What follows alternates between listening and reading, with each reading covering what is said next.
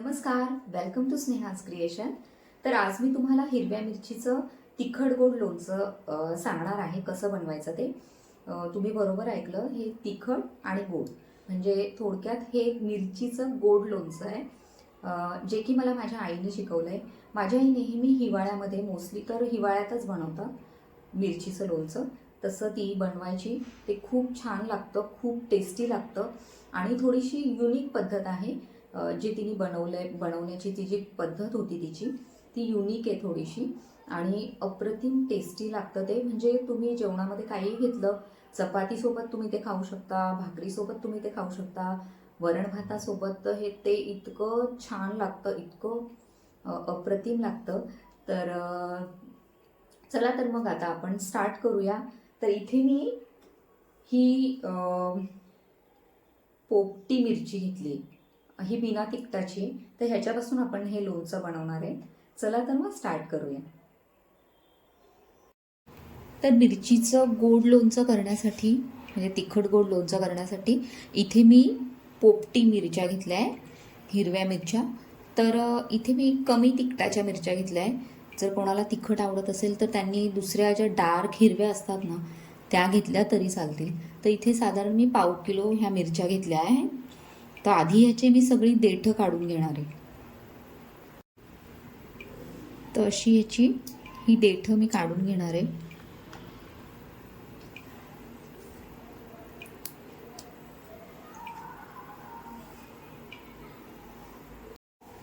तर काहींना देठासहित पण ते करतात, तर मग देठ घ्यायला काही हरकत नाही, पण मी काढून घेते इथे।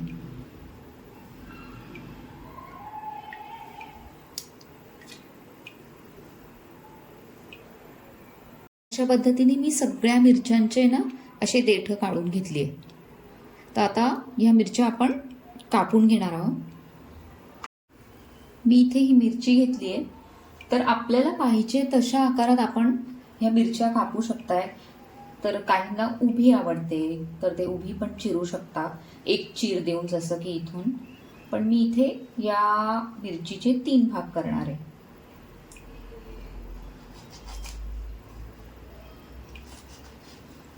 आणि मग याला मी मधोमध असा एक चीर देणार आहे।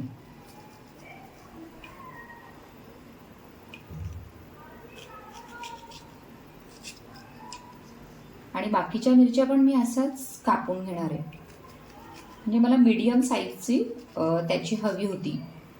ही जी आहे ही मीडियम साईज मला हवी होती। तर अशा पद्धतीने मी सगळ्या मिरच्या अशा मध्ये चिरा देऊन कापून घेतल्या आहे।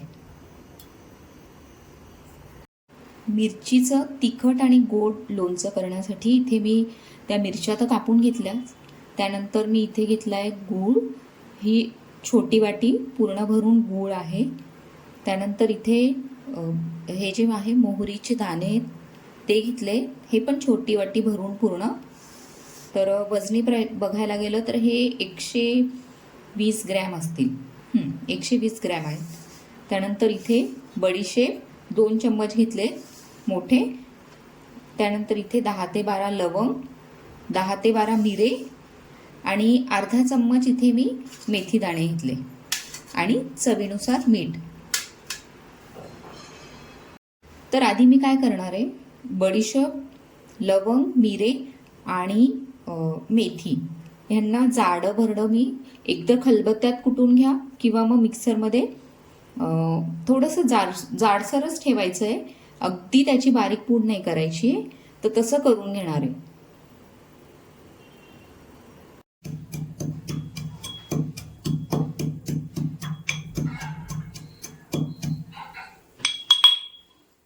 तर अशा पद्धतीने हे असं जाडं भरडं वाटून घ्यायचं आहे।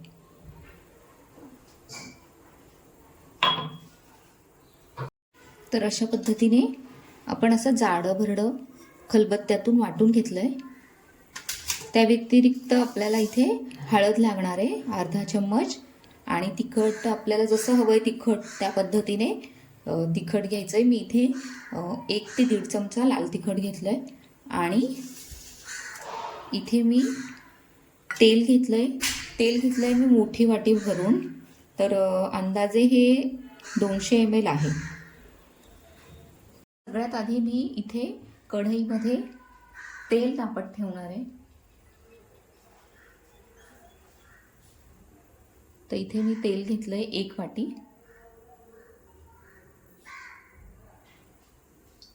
तर हे तेल आपल्याला चांगलं कडकडीत गरम करून घ्यायचं आहे आणि त्याच्यानंतर हे तेल जेव्हा कोमट होईल तेव्हा बाकीचे मसाले ह्याच्यात ॲड करायचे. तर इथे चांगलं तेल तापलेलं आहे. मी इथे गॅस ऑफ करते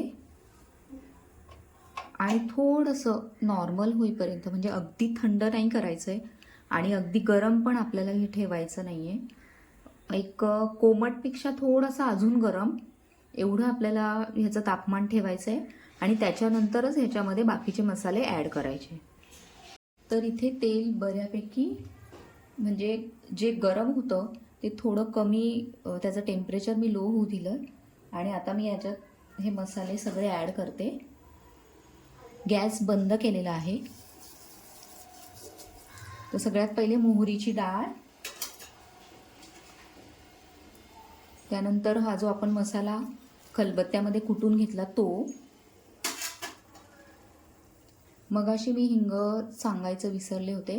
तर इथे 1 चम्मच मी हिंग घेतला आहे, हिंग पावडर. त्यानंतर अर्धा चम्मच हळद, त्यानंतर लाल मिर्च पावडर 1.5 चम्मच. आता चांगलं हे एकत्र करून घ्यायचं आहे.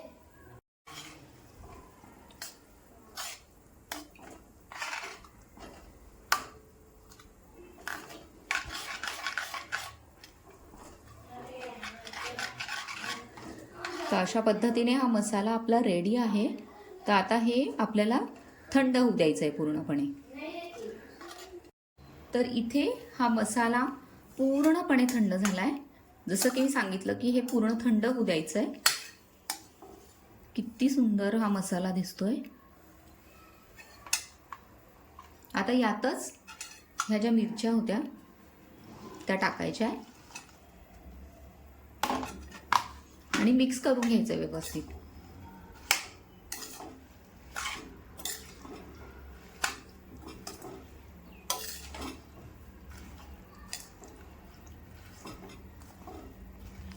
आता यातच चवीनुसार मीठ हे पण मिक्स करून घेते.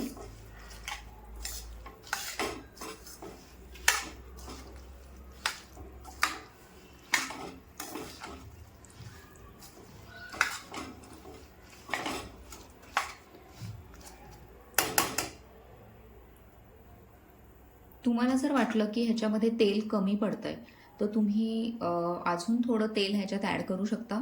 पण ते चांगलं गरम करून थंड करून मगच ह्याच्यात ॲड करायचं आहे. म्हणजे तेलामुळे काय होतं, हे जास्त दिवस हे टिकतं.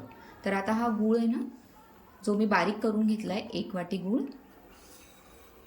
तो पण ह्याच्यात ॲड करूया.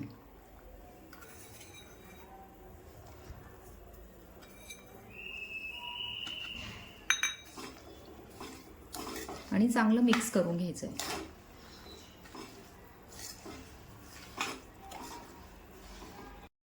तर हे मी चांगलं आता मिक्स करून घेतलं आहे. तर अशा पद्धतीने आपलं मिरचीचं गोड लोणचं तयार आहे. तर मी लगेचच हे एका कंटेनरमध्ये भरून घेते. तर इथे 2 छोटे छोटे कंटेनर मी घेतले. लोणचं शक्यतो काचेच्याच बरणीत भरायचं. काचेच्या बरणीत ते जास्त दिवस टिकतं. तर इथे मी काचेची बरणी स्वच्छ धुवून घेतल्या होत्या आणि त्यांना उन्हामध्ये चांगलं वाळवल्या आणि पुसून घेतल्या. तर आता हे जे लोणचं आपण केलंय ते मी यात भरून घेते.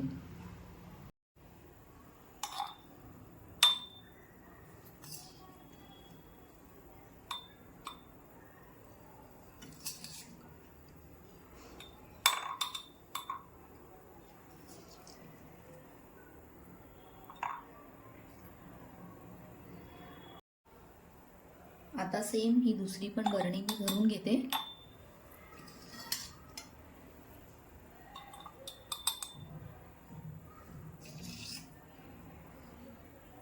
तर तुम्हाला ही मी केलेली रेसिपी कशी वाटली नक्की मला कमेंट बॉक्समध्ये सांगा. तुम्हाला ही नक्की आवडेल, करून बघा. हे अतिशय टेस्टी लागतं हे लोणचं.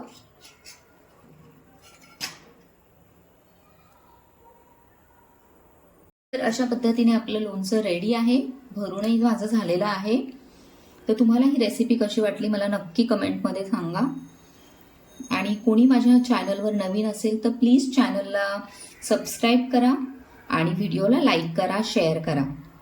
तर आपण भेटू पुन्हा एका नवीन व्लॉगमध्ये. तोपर्यंत बाय बाय, टेक केअर.